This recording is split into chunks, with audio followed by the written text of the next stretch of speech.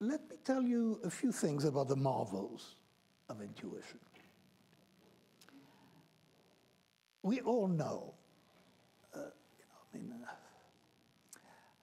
we have all heard those stories, and they're true stories about the physician who just has a glimpse at a patient and has a complex diagnosis. One of my favorite stories is by Gary Klein, a psychologist who is he likes intuition and trusts intuition much more than I do, but he had that very fine story of a commander of a firefighting unit, and they are, I think, in a kitchen, and they're working to identify the source of the fire, and suddenly he hears himself shout, "Let's get the hell out of here."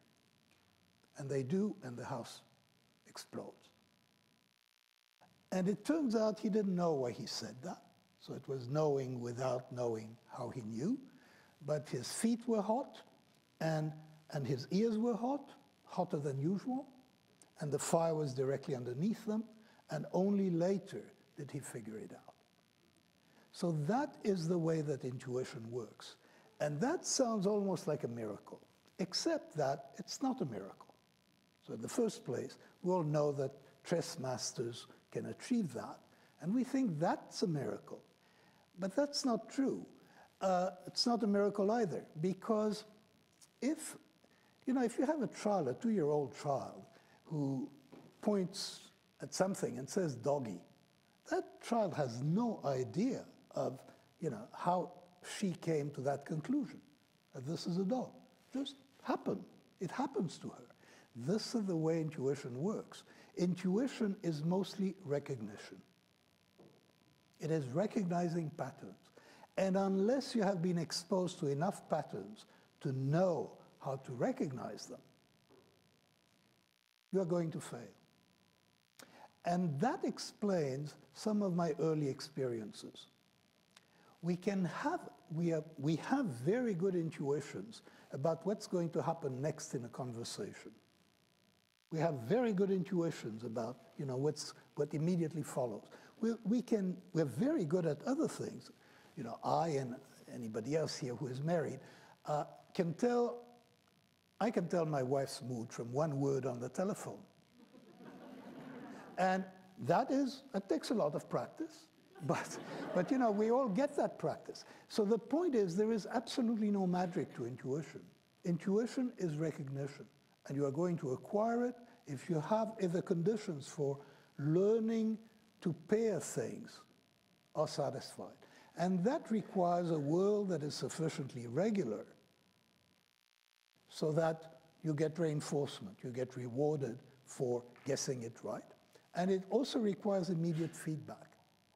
So there are professions where no intuition ever develops. For example, pundits who try to make long-term historical predictions. They can't do it. They can't do it better than the average reader of the New York Times. They feel much more confident. They can't do it. Stock pickers on Wall Street, they think they can pick stocks. They're convinced they can pick stocks. They can't do it. And it's not their fault that they can't do it. It's because there are no rules. The world is long-term. The world is not predictable. And moderate term, stock prices are not predictable. So somebody cannot learn and intuitions cannot develop. If the world is sufficiently regular and people have the opportunity, they will develop intuitions. And that, I think, is the major story. What I've described so far is expertise, experts of intuition, and we're all experts, and I'm an expert on my wife's tone of voice, and mood. But what happens when there is no expertise? And that is, I think, important. What happens when there is no expertise and we're asked a question? So there are some questions that nothing comes to mind, like 17, 10, 24, nothing comes to mind. But there are many other questions where something comes to mind immediately. And let me give you an example. I'm going to describe a young woman, Julie. She is a graduating senior at a university. And I'm going to tell you one fact about Julie. And that fact is that she read fluently when she was 4 years old. What is her GPA? Now, what is striking about this is that all of you had a GPA in mind, roughly. And, we know a lot about what GPA that was. 3.2 is too low, 3.9 is probably too high.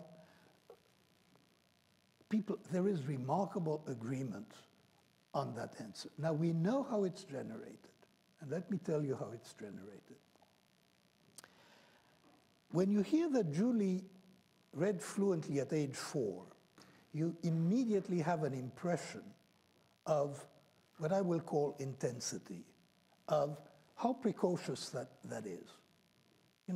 How powerful a signal it is of something, in this case of intelligence, say.